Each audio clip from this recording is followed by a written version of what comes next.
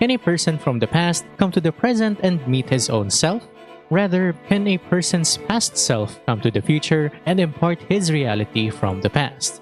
What about items? Objects or places in the past that were planted thousands of years ago by someone in the future. It might sound confusing and even crazy, but that's exactly what we're going to talk about in this video. Hey guys, what's up? Aru, and we're going to try and break down Teyvat's ley lines and explain alternate/parallel realities that happen at the same time. The creation of an entirely new world using the memories or data that come from the ley line itself. And with the help of a certain shade, basically taking that reality from the past over to the present and vice versa, affecting the final result of the future. Ironically, to explain how that works, we have to go back to a quest where this lady plants a seed and an event where this guy appeared from a ley line memory. This will also include a quick breakdown of the sinners' weapons as well as how they're related to all of this, but will mainly focus on the creation of new worlds through ley lines, Isaroth, and the Abyss sibling. So let's get started. The sinners of Khaenri'ah are probably the most terrifying beings we've seen so far, wielding powers that could rival or even defeat Celestia. But what if I told you that there's actually another world that's also facing the Cataclysm? Imagine a world that's on the brink of destruction by monsters and demons, just like the Cataclysm all over again, except this time it's not in Teyvat. And we'd need the help of travelers and outlanders from various regions to help defeat that foe. Well, you can fight against that war with the supporters of today's video, Raid Shadow Legends. The world is under attack from the demon spawn Kurosa, and it's up to the Sylvan Watchers to face the Chaos Awakening. Now, one of the reasons I enjoy this game specifically is their story as well as their really good voice acting. People are suffering as we speak. The scum of Anathrad run rampant. You can get Leminisi, the new legendary from the Sylvan Watchers faction, along with her exclusive gear and awakening ranks just by completing the login events for 7 days between July 3rd and August 20th. If you're wondering what makes her so good, she counters and removes buffs on enemies, breaks through shields, and sometimes ignores defense. If you're new to the game, then you can use my link and QR code and unlock the epic champion Tallia, the perfect starter champion since she's basically a glass cannon with high crit rate and crit damage, along with unlocking Drake at level 15. But the best part is that you can pick from 4 godlike legendary champions, one of which I really think that you should get. I recommend using GETALICE for Alice the Wanderer, since not only is she an Alice in Wonderland trope, but she's actually a powerful hybrid DPS that you technically can't get anymore without using my code. There's also code Demon Slayer for Tolin Foulbeard, another great pick as a simple and straightforward nuker, code Tree Hugger for Ruark, one of the first champions with a direct hunt buff, and code Desert Queen for Khaenri'ah, a sought-after Void Element champion. So be sure to claim them within 48 hours of using my code and link below. After downloading the game, don't forget to join the Aru Gang clan so we can fight against the Abyss, the Chaos, together. Thanks again to Raid Shadow Legends for supporting this video. Now back to the real question, how do the sinners of Khaenri'ah relate to creating new worlds? Starting us off with Stygian Onslaught, the weapons of each sinner implies that they all have ascended to forms that are equal to, or maybe even more powerful than the primordial one and the 4 shades. The 4-star and the 5-star weapon skins that we get are basically stages of each sinner before and after they've ascended to descender level powers. But instead of changing the foundation of Teyvat, they just left and did their own thing outside of Teyvat's laws. This is the foundation of why existence in outer space can be possible, and is where I think the Atlas is going to create new Khaenri'ah. In essence, these sinners abandoned Khaenri'ah and the world entirely and either went to other planets, making it their home, or made their own pocket worlds outside of the world, basically space versions of domains forged by their Abyss powers. Based on their weapon skin lore, they reflect a sort of inverted ascended versions of the artifact pieces that we have, which are theorized to be the 4 shades plus the primordial one, now known as the Heavenly Principles. Rhine-Daughter, who already merged with the Shade of Life, Rerir for Death, Vedderfolnir for Time, who, based on Fontaine, is already able to do what Isaroth does, Certology for Void or Space, a power that would be similar to the Sustainer, and Droptetir for Reason or Logos, which I think is the Heavenly Principles or the Primordial one. Each of these reflects a piece of divine power, reimagined or mimicked through the lens of the Abyss, and attained by human, rather Khaenri'ah ambition. But now let's talk about why these weapons connect to Diridit's 3rd key and the power of ley lines to create new worlds. While the sinners chose to leave Teyvat and forge their own realities in space, the Abyss sibling is doing something different. They're staying and reshaping Teyvat's foundations, rather Khaenri'ah's, by superimposing it and then layering it over Teyvat. They're not escaping reality, they're rewriting it, despite being marked as a non-descender after being summoned and losing their memories. In a sense, they're a descender that managed to become a non-descender by losing their memories, which could be something that the Voyager has done as well. Now that brings us back to the Atlas. The Abyss Order's plan is to rebuild an entire nation using the ley lines to overwrite reality with memory, which is replacing the reality of the now destroyed Khaenri'ah with memories of the still standing past Khaenri'ah, using an Teyvat flower as a base and then using the ley lines of Natlan as a proxy. The reason this is possible can be found in the way the Sinners' weapons were created. These weapons were originally kept by the Sinners, but for some reason it emerged from the depths of the ley lines not as a physical weapon of the Sinners itself, but an illusory memory recorded and resurfaced by the ley lines. This is what I mean when things from the past can resurface into the present or the future, and vice versa.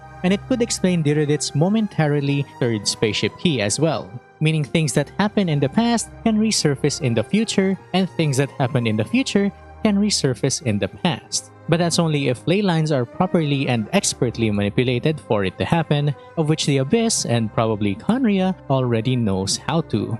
This is why we get the weapon skins as illusory weapons instead of real ones, but the fact that they disappear after 40 days also makes sense since both the Sinners and their weapons defied the laws of the world, and the only result for defying the world is to turn to dust, of which every Sinner already seems to have lost their physical forms. Add to that the Atlas being mentioned in the same patch, a quill to change fate was released. So we could say that creating Khaenri'ah like this is a form of defying the laws, but it might just succeed since the Abyss sibling isn't technically using Irminsul's ley lines. What's more interesting is that this instance of timelines crossing each other and creating illusory objects or people to affect the present isn't the first time it has happened. Two other instances of this time jump and manifestations of past and future realities happened 4 years ago in Inazuma and Mondstadt.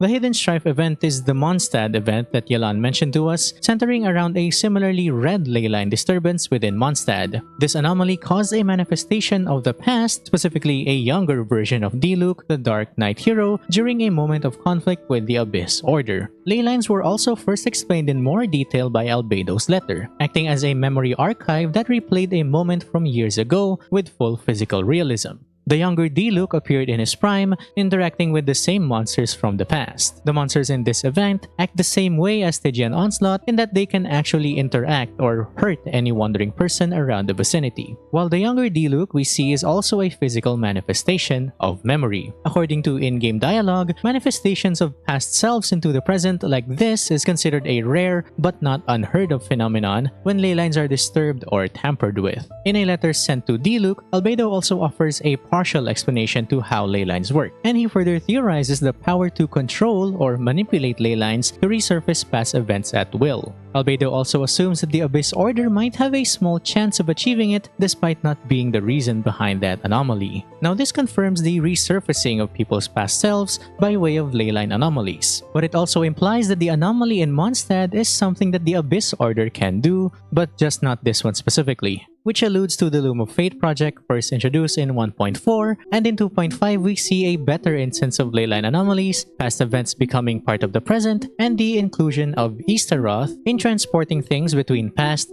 present, and future timeframes. Just as a quick refresher, ley lines are Teyvat's memory banks connected to the Irminsul tree, which was originally created by the Heavenly Principles to protect Teyvat from the Abyss. They store past events, items, emotions, and even people, distributing them which replays memories connected to the place and nearby ley lines, sometimes as mere ghosts, other times as full-blown battles. And in rare cases, they can reshape reality itself and create a virtual world stored within an atlas. Certain unstable anomalies we've seen replace specific historical moments like Hidden Strife and the latest Stygian Onslaught's ley lines, and in the recent 5.7 Archon quest, which used the altered ley line of Natlan, a ley line that is separate from the Irminsul and the Heavenly Principles' control.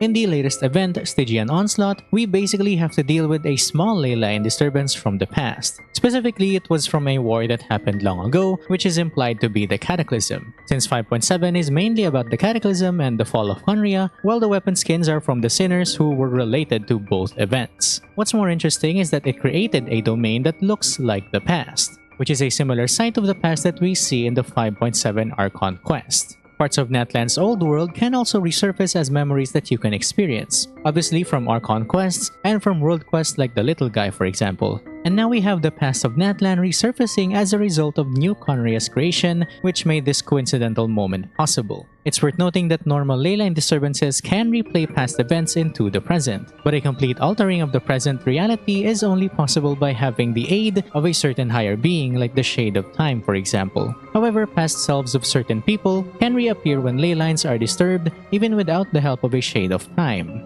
Diridit appearing after we meet the Hilichurl comes from the effect of Ley Lines projecting Diridit's past self before becoming a Hilichurl. But the spaceship key in her possession is connected to the Shades of Time's doing and is also connected to our choice of giving or not giving the key as a result of what the sibling chose in the timeline we're in. Basically, we weren't supposed to be there since we're a future version of the MC that got dragged into that loop. That manipulation of memory and creation of temporal dimensions and items from the past is also what helped the Atlas fabricate new Khaenri'ah. But it's also what led to this moment since they were from different timelines. The Traveler themselves likely in the present or future 500 years after, and the sibling 500 years before, meaning that both of these timelines are still working. If you were wondering how this is all possible, or how Easteroth can do this, where both timelines are affecting each other to create a final present, well, Easteroth has already done this in Inazuma through a story quest, using the Sakura tree as a seed planted in the present, but also already planted in the past, and is just matching up to the now future of that moment. Now I'm assuming you're already familiar with A and Makoto, and have already done her story quest. But to elaborate on some details, ghosts or memories of the past through Inazuma's ley lines emerge and thought of it as reality. Anyone around the vicinity can also interact with these ghosts of the past and converse with them as though they actually exist in that moment, and everything around them in that memory is physically real as well. The only thing missing is touching them and reliving their moment.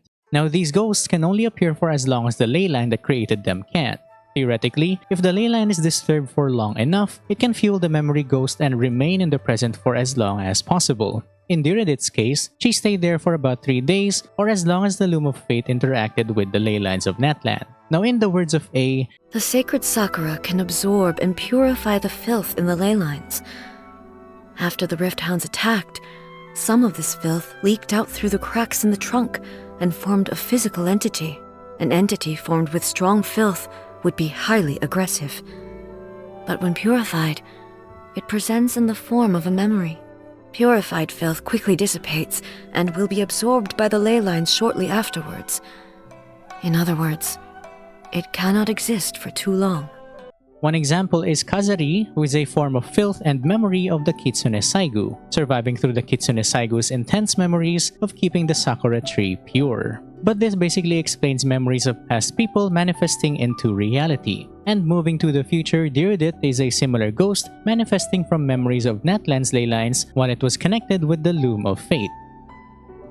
To make it easier to understand, even though I myself don't, think of Diridit's key and the sacred Sakura as the same object, both undergoing a process of temporal displacement. They were planted or introduced in the present and led to the key developments in the future. The sacred Sakura tree was planted by Makoto within a realm of consciousness, and through Easteroth's manipulation of time, it took root thousands of years in the past, way before the flood that reshaped Inazuma. When A returned from Khaenri'ah, now assuming the role of Archon after Makoto died there, she was shocked to find that the tree had already existed, even though she had just planted the seed.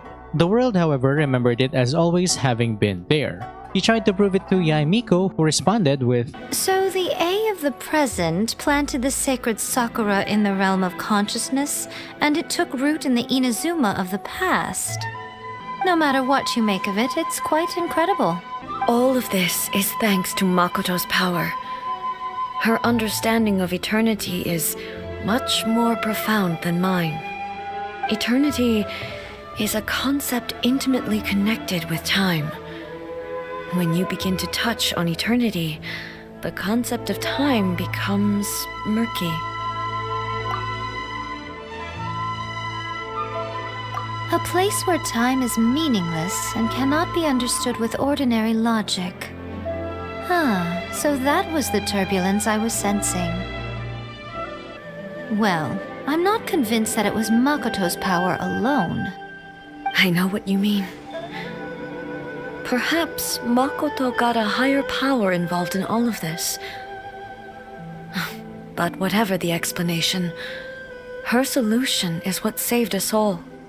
I know you've always perceived there was something special about the sacred Sakura, but to me, it has always been there. You've tried in the past to prove to me that there's a connection between the sacred Sakura and Makoto's consciousness, but unfortunately, you never did persuade me, did you? No. But I understand why now. It was because the sacred Sakura hadn't even been planted then. At that time, I could sense A's whereabouts, but I also sensed anomalies in the flow of time within that space. Fortunately, your will was strong enough that the turbulence carried you to the moment in time most likely to be the intersection of all that you were wishing for. Does that mean it wasn't by chance that we ended up at the final duel? We were always meant to be there to witness what was going to happen? These lines reinforce the idea that memory, not empirical proof, defines reality when ley lines and Irminsul are involved. And although both are happening at the same time in different time frames, neither affect each other until the right moment in time. Diridit's third key follows the same mechanism. Though it wasn't created with the other two, it appeared in the present during the Natlan Archon quest. But once it was revealed, the world accepted it as if it had always existed with Diridith as the key that she gives to the Abyss Twin. This suggests that this current point in time had already been preordained, and Isaroth is simply observing the paths we choose to take. Just like the illusory weapons of the sinners coming from ley lines, this third key resurfaced as part of Diridith's memory, and then linking over to the sibling from 500 years ago, which started with us giving the same key that we found in that moment. A bit like Schrodinger's cat, but this time it's a key that includes a lot of time manipulation. This event was possible because of Natlan's unique ley line system as well. Supported by the Loom of Fate and the Night Kingdom, allowed the memories of Diridith and Khaenri'ah as well as the Traveler's Seed or Key to integrate seamlessly into her past reality, and then finally being realized as always existing within the present. If you recall Natlan's Archon quest, we can also fish out ancient names like objects from ley lines into reality and cast illusions of people in real time even after they died. So Diridith's key should function relatively the same as that, plus the help of Istaroth. Just like the sacred Sakura, Diridith's key was temporarily displaced by a higher force, likely Istaroth, using the ley lines as a medium between Khaenri'ah's past reality and the present reality 500 years in the future. Giving or keeping the key, which is in a sense planting the seed, or to hold on to it and alter the course of fate again. Now regardless of the choice, the sibling appears to intervene, possibly to correct or confirm the outcome set by the current timeline. Both objects reflect how memory and time are manipulated in Teyvat, not exactly by changing the past and altering what the world remembers and accepts as true. Now I would also sneak in Nicole's words about changing history and human hearts, and that believing what you see is way more important than before too, since the past and present is changing based on the Traveler Twins' decision at each given moment. Now all of this builds up to one point, the Atlas. Recreating Khaenri'ah using memories and using what remnants of Khaenri'ah that the Abyss Order remember about Khaenri'ah as materials. Although ley lines simply store and recreate events from memories, they can be specifically used to create copies of worlds in other dimensions. That is, if you know how to. And Khaenri'ah specifically is going to be recreated somewhere that not even the Heavenly Principles can mess with, outer space. Genshin Impact 2. A place that requires leaving our current world, which the Heavenly Principles and the Shades can't presently do, at least not yet. The Atlas, a device containing the memory of old Khaenri'ah using every Abyss Order minion that we killed as memory food, as well as the meditation of the Abyss Lectors and the mages in Ochka Natlan. Using the Loom of Fate and Natlan's unique ley line system, it's now copying Khaenri'ah's past reality into the present, just like Makoto did with the seed of the sacred tree. But this time without the help of Istaroth, or at least that's what we think, unless it was the Shades' plan to do that in the first place. And that's about it for this deep dive into ley lines, Istaroth, and the Abyss Siblings Memory Atlas, as well as how it can create a new world. If you enjoyed this video and want to see more, then consider leaving a like, subscribing, and hitting the bell to stay updated to the channel. It's been a while since I've overcomplicated things based on my own headcanon, and this is definitely one of those fun instances, even so far as going back 4 or 5 years ago. But do tell me what you guys think, and if I even made any sense in this video. I'm curious to see how wrong or right this might be down the line as well. Next time we'll dive into Istarot's true purpose, why the sibling was meant to build a new Khaenri'ah, and how memory might just be the only weapon left to save the world. Or, you know, we can talk about why Skirk has wings, and why her weapon lore is about Sealies before they fell. So I'll see you guys in the next video, yeah? Again, thanks to Raid Shadow Legends for supporting this video. As always, like, comment, and subscribe for more of my ramblings, and stay mad, theorists. Bye!